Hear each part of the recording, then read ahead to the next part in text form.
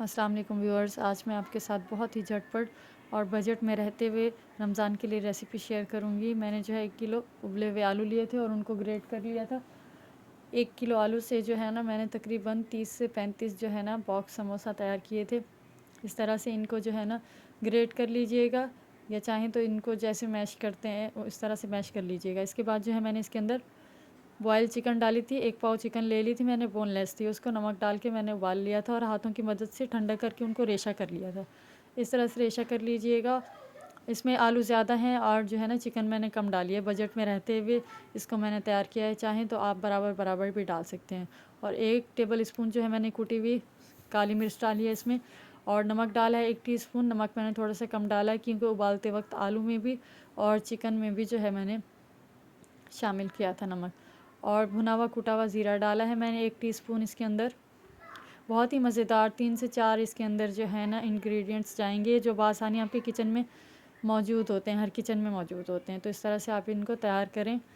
और जो है मैंने 3 टेबल स्पून इसके अंदर लीमू डाले, लीमू का रस डाल दिया है। 2 बड़े लीमू थे मेरे पास, उनका जो है मैंने जूस निकाल लिया था, तो वो इसके अंदर शामिल करूँगी। बहुत ही मज़ेदार और झटपट और बहुत ही लाइट रेसिपी है ये।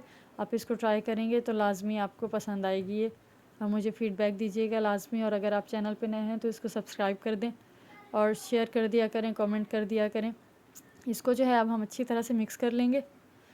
चाहें तो हाथों की मदद से मिक्स कर लें या ऐसे भी मिक्स कर लें। इसको हम ऐसे ही सादा रखेंगे। अगर आप चाहें तो जैसे हरी मिर्चें, धनिया, पुदीना कूट के जैसे चटनी बना लेते हैं, वो आप इसके अंदर फिल कर सकते हैं बनाते वक्त। या इसके अंदर चेडर चीज़ डाल सकते हैं आप, मोज़रेला चीज़ डाल सकते हैं। मतलब जैसे भी आप इसको बनाना चाहें, इसको ऐसे ही बना सकते हैं।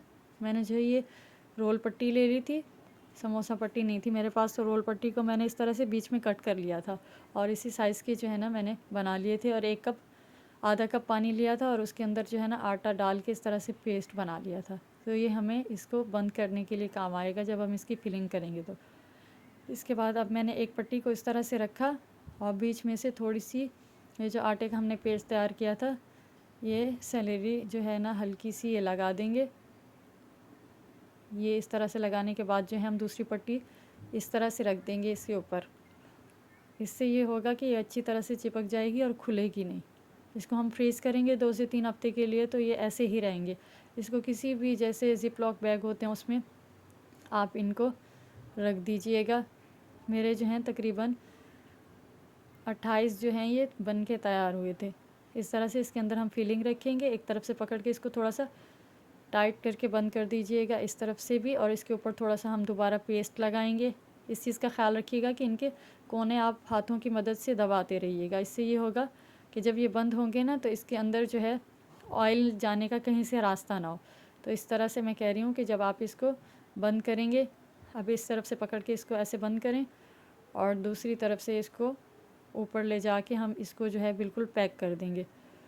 और किनारे जो है इसके हाथों की मदद से दबा दीजिएगा ताकि ये जो है ऑयल जाने का अंदर से कोई रास्ता ना हो और आपकी जो मिक्सचर है एक पॉकेट के अंदर रहे। तो इस तरह से करने के बाद जो है हम इसको तैयार कर लेंगे। और सारे मैंने इस तरह से तैयार कर लिए थे। और इसके बाद जो है मैंने इसको ट्रे के अंदर पहले रख के फ्रीज़ किया था। जब वो फ्रीज़ हो गए थे तो एक ज़िप लॉक बैग के अंदर जो है मैंने इनको पैक कर दिया था और रख दिया था। तो ये तकरीबन 3 से 4 हफ़्ते जो है आराम से मैं इनको इस्तेमाल करूँगी।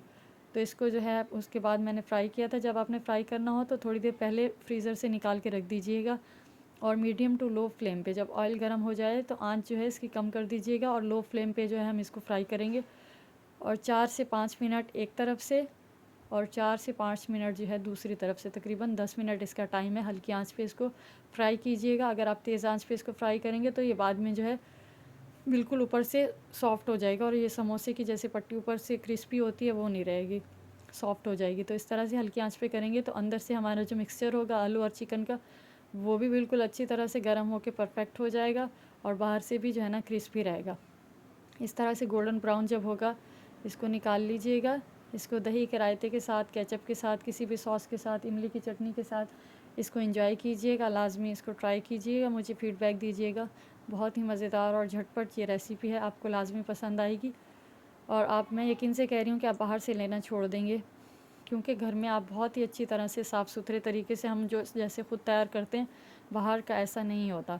तो ख़ुद इसको तैयार करें और रमज़ान में जो है इसको एंजॉय करें, ट्राई कीजिएगा, लाजमी मुझे फ़ीडबैक दीजिएगा। मिलते हैं नेक्स्ट रेसिपी में, जब तक के लिए अल्लाह हाफ़िज़।